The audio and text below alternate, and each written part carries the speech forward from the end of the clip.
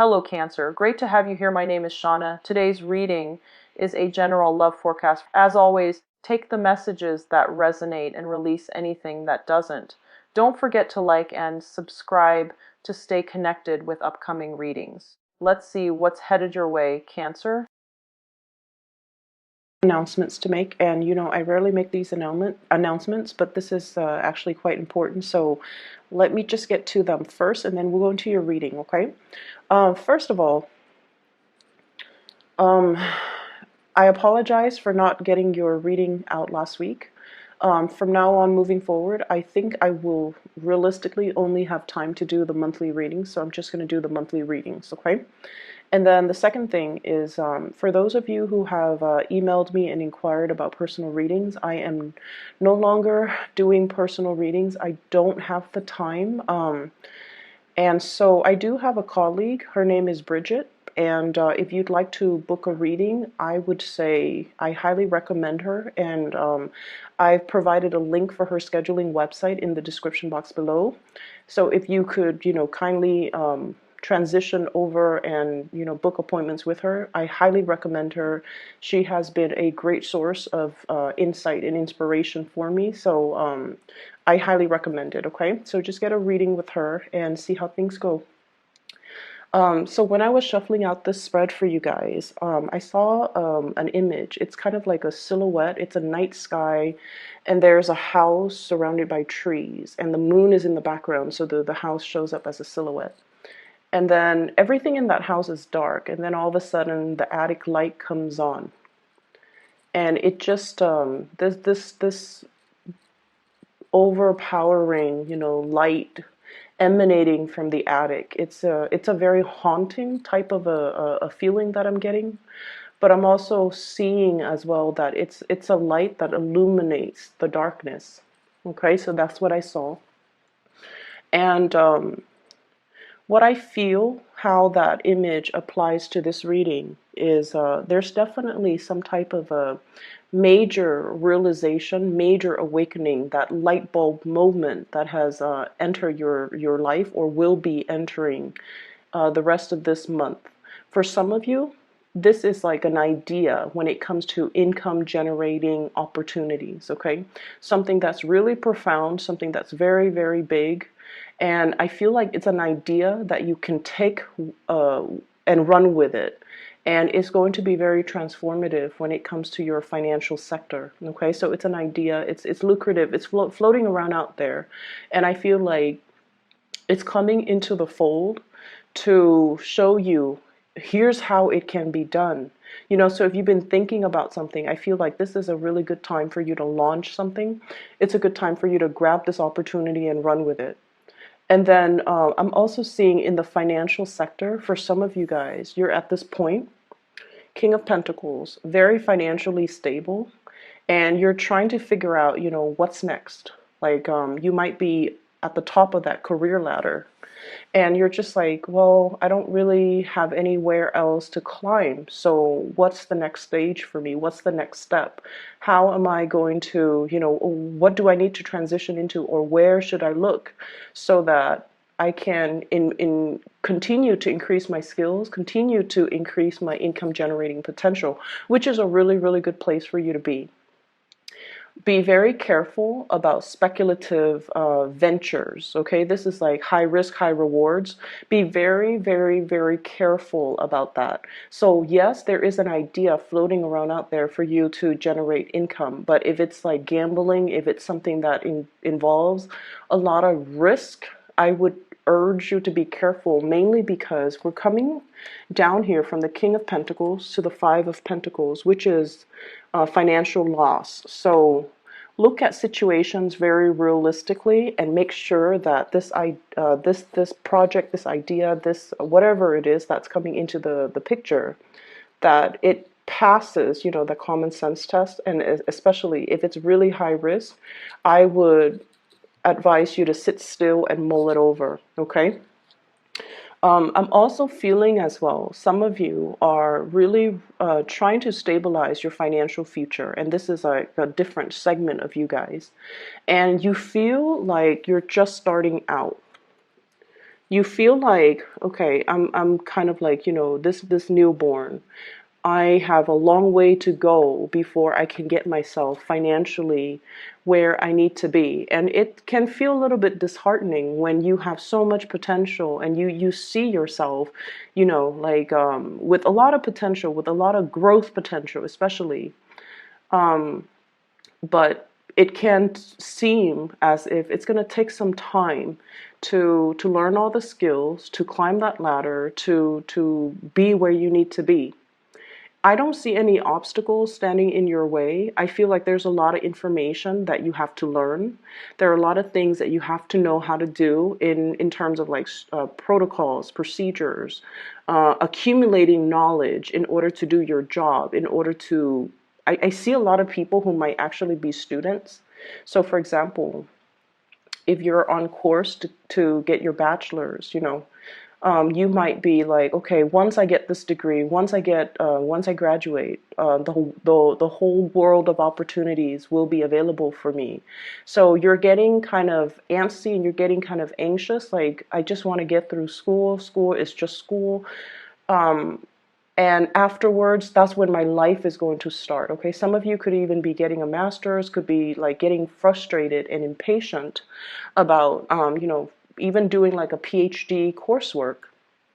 And you're just like, as long as I graduate, then everything, the doors will all be open for me. So think of this not as a means to an end. Okay, getting the degree is just a means to get a job. Think of this as your soul's evolution, okay? All the things that you need to learn as this newborn baby in order to I feel like it's not just the degree or the diploma to get a good job. It's something that you have to do for your internal growth process. So be patient with it and just know that in life, whatever we put in is what we're going to get out. So if we need to give it 100%, do all the course reading, do all the assignments, do all the tests, the midterms, the exams, the board exams even.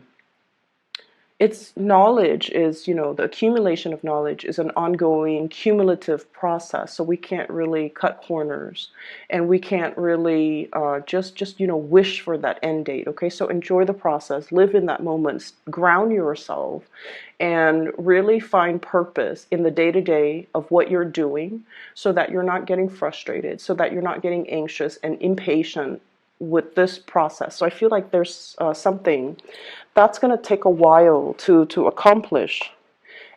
It could be a project, it could be school for some of you, it could be, getting the foundations ready for some huge income generating opportunity, and you're in the midst of having to deal with it. I feel like you're a little bit impatient, but rest assured, things are going to be okay.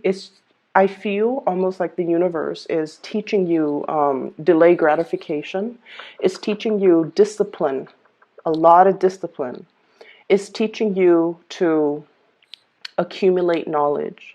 And it's keeping you kind of still so that you can clearly lay a strong foundation for you guys so that whatever you decide to undertake later on, when this waiting period is over, then you will know that it's going to have a really good outcome. Okay, so be patient with it. There is some brazen, bold communication that's coming through between you and another person. Okay, and this is what I call like the bare naked truth. Okay, Page of Swords. Okay, somebody might be expressing how they feel to you. And they could be expressing how they feel about something that you're doing. They could be expressing how they feel about you. And I feel like the message, the way it's delivered, it could be in a way it's like catching you off guard. It's something very unexpected, and it's something that is like, wow, what do I do with this information? And then for others, I feel like you have somebody that is expressing their romantic feelings for you, and it's You know, it's not like the Page of Cups where it's very sweet and flirtatious and jolly and, I feel like you're dealing with somebody that is normally not very emotionally expressive. They might have a deadpan face. They might have like they're just not really comfortable with that realm of emotions, okay? And you have two characters here. One could be an earth sign, Taurus, Virgo, or Capricorn. The other one could be an air sign. So I have the King of Pentacles, and then I have this is the King of Swords. Okay, both of these people, not overly emotional, but I feel like the communication that's coming through between the two of you is I feel almost like if they're expressing their emotions towards you, it caught you off guard. It's something very unexpected, okay? And then I also feel like there's news about pregnancies, birth, and things like that as well, where it's like catching you unawares. Okay, so for those of you who are, expecting, congratulations. For those of you who are um, not expecting, take necessary precautions because this pregnancy vibe is coming through, mainly because we have some unexpected communication. We have the birth of something. Okay, I feel like for some of you there is I feel like there could be some type of accusation from a relationship partner, okay? Are you seeing somebody else? Are you still in love with me? Am I making you happy? Are you, like they're wondering if you're still attracted to them. They're wondering if you're still in love with them. They're wondering if they do it for you. And they're wondering if you've been honest and straightforward and loyal to them. So I do feel issues, communications regarding loyalty. And I also feel like as well, loyalty in the workplace. Like I see somebody getting called into like a supervisor or a manager's office, and somebody telling you, hey, we've got, a position that's going to be opening up in possibly the end of the year. And we like the work that you're doing, but we're wondering, do you enjoy working here? Do you think you'll be around at that time? Do you think you'll be loyal to us? Because we want to recommend you for this position. But if you don't feel like you want to be here, then, let us know so that we can give the position to somebody else. I don't feel like the communication is sneaky or conniving, or I don't feel like they have hidden agendas or hidden motives. I feel like they hold you in high regards and they want to give you the full honest truth. They want to be able to disclose to you fully where they're at, how they feel about you, and what their plans are. So if your plans kind of coincide with theirs, that's great. If your plans, on the other hand, do not coincide, they want to know so that they can, look elsewhere. So it seems to me like it could be at work or it could be with a relationship partner. Are you still 100% on board with me, Cancers? If you are, then great, we'll move forward. Forward movement, momentum here. But there's also that little bit of self-doubt. One horse is looking at the other, and it's like, are we in this together? Because it's going to get rough. So are we still in this together? If you want to bail out, you need to tell me now. And honestly, Cancers, I feel in general that it's hard for people to gauge where they're at with you. You guys are really personable. You have great, sparkly, shiny personalities. And you guys are very, very well liked. People that meet you, even for the very first time, they're always going to say, wow, that was a really cool person, male or female. You have this way about you where it's very disarming. You put people at ease. You sincerely care about people. And you always, whenever people talk to you, they feel like um, they feel like they're the center of your world. And I'm not sure if you guys are aware of this, I've interacted with a lot of Cancers. And so let's just say I talk to them and they're just like, how was your day? And I feel like I can say anything without judgment. I feel like, the other person, when they ask me that, they're really, really, really sincerely interested in, how was your day? It's not just casual conversation, because people do that. And they ask you and then they're disinterested as soon as you open your mouth. But I feel like with you guys, there is a very strong sense of sincerity when you interact with people, when you talk to people, when you ask people, even with just mundane water cooler chit chat, you're still very much engaged and very interested in what they have to say. And I feel like you do this with a lot of people. And that is why I mentioned before, a lot of people can get the wrong ideas and think that you're flirting with them. And then a lot of people, your partner, when they're with you, they feel like they're the center of your world because, of course, you love them. But when you're engaging or talking to somebody else, they just feel very sidelined, okay? So make sure that you kind of keep that attention, that focus on the relationship partner. Reassure your relationship partner so that they don't feel insecure, or they don't feel like they're put on the back burner, or they don't feel sidelined in conversations. Okay, be inclusive to the point where it's group inclusion. So I hope that makes sense. I feel like there's some insecurities coming through, especially from relationship partners. What I have as well is I also feel like some of you are in a position where you're being offered, like you're in one job and you're being offered another job. Okay, you're in one relationship and you're being solicited for another relationship. And I feel like there's a little bit of a sensory overload from your end about like, oh, what do I do? So many choices, so many options. There's also this paralysis. It's like I can't really act on anything right now. I don't know what to do. I don't want to say the wrong thing. I don't want to convey the wrong things. I don't want to make a decision because I need some time to mull it over. So there's an element here about you being quite conflicted and kind of pulled in different directions about, what's the right choice for me. So if you are being poached, for example, if you're in one company working for somebody that you really care for and you admire and you feel like there's growth potential here, and you're being, pulled by another company, recruited by another company, or offered another job, I feel like, well, let me see, I feel like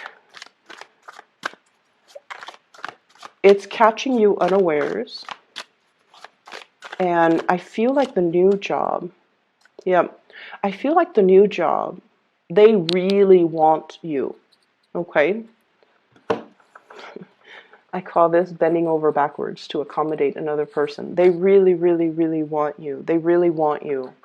And, the best work environment is the work environment that really sees your full potential, that really appreciates you, and that really wants you. Okay? So I feel like you have some choices to make.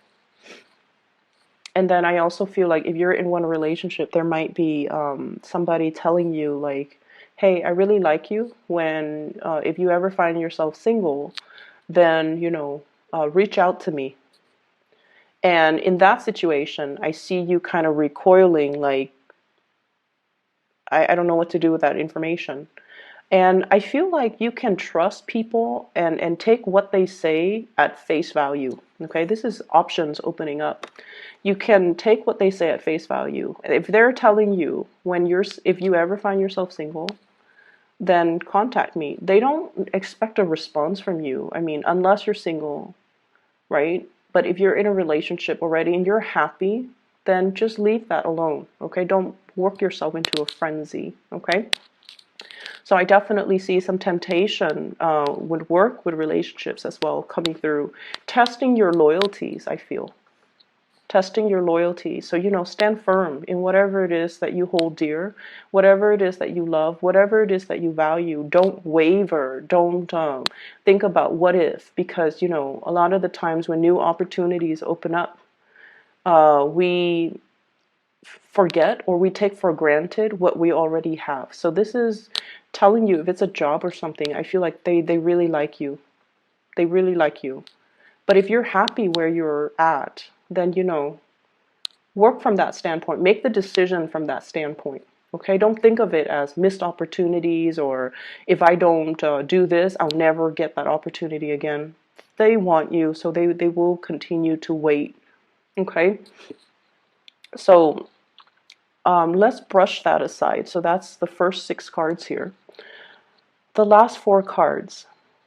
First of all,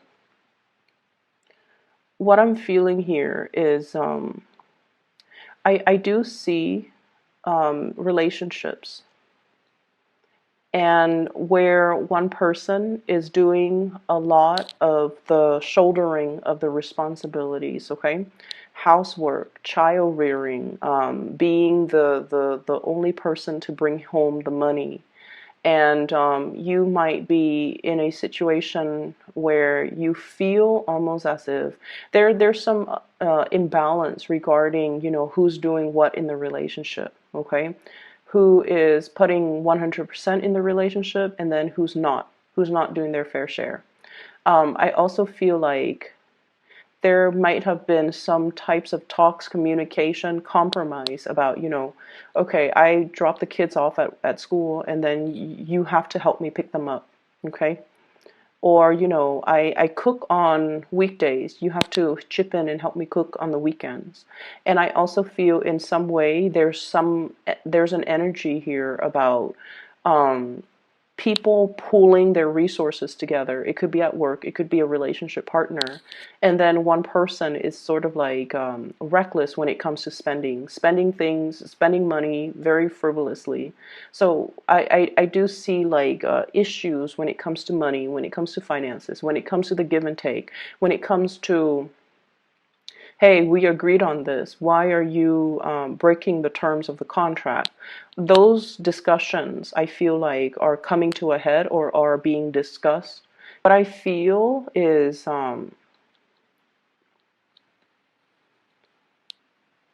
I feel like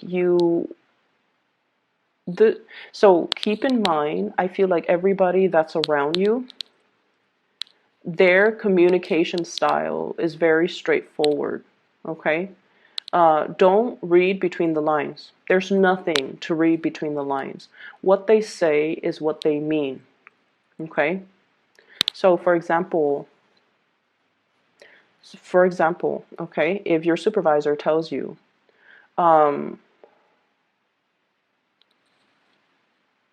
so for example, let's say your supervisor tells you, I need that report done by Friday. If you're not able to get it done by Friday, you have to let me know. And then your supervisor goes off to his or her room, and you're sitting there like, are they saying that because they don't trust that I'm going to be able to get it done? Are they, thinking less of me? Don't do that. Don't do that, okay? Don't imagine things that are not said, that are not real, that are not true, okay? And the reason why I bring that up is there might be situations where there's defensiveness when it comes to communication, misunderstandings as well. Possibly, like getting frustrated or angry, or somebody getting frustrated and angry on a job, and they just drop the whole burden. It's almost like, so I'm sensing that energy, and what you see is what you get. Okay, what you see is what you get. The people that you're dealing with, they're straightforward, honest, truthful people. And I feel like, situations might happen where somebody makes a comment that's like not even explicit, and you might read too much into it. Okay, so just be careful, be mindful of that energy. So relationships do look really good. I feel like there's a compromise, there's a coming together, and especially there's communication. There's communication. There's going to be some, good, solid revelation about how somebody feels about you, what they want from you, what they expect from you, and as well what they have planned for the two of you. And I feel that's also in the work sector. All right.